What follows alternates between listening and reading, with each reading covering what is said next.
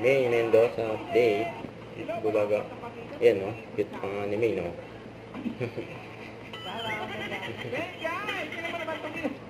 Yan. Yan, nakita ni May. Harap ni Kuya Paula, eh. Pinupay-tupay mo yung labi mo, ginawa mo number 8. Ginawa daw number 8 yung labi ni May. Yan, no?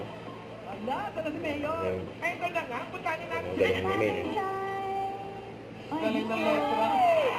Magaling kasi ako, no? Ay, may tatlong bibe. Sabi may tatlong bibe. May restaurant. Ako. Ayun, ako. Yan, no? Yung pangalan, no? Grabe, ano nangyari dyan? Opa daw. Mabait pa naman yung taong yan. Si Bossing. Guwapo ko pa na talaga mga Yan, gwapo daw sa mga pangalan, eh. Ano sa paniwala kay Prince, ako na pinakagwapo sa pamilya namin.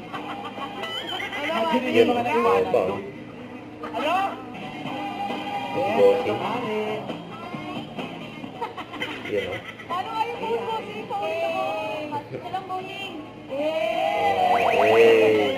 Patiitan natin ang mga inbox dito Yung sa pasimple si studio. May na yan, no? Ang Layosa, Ay. Picasso, family ng Taguig City. Para makausap si Mama Alang.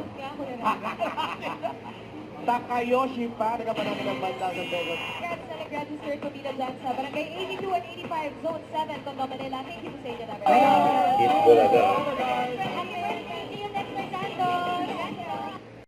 Huwag kalimutan mag-subscribe, click ang notification bell kung na-update po ang recording action live by guys for what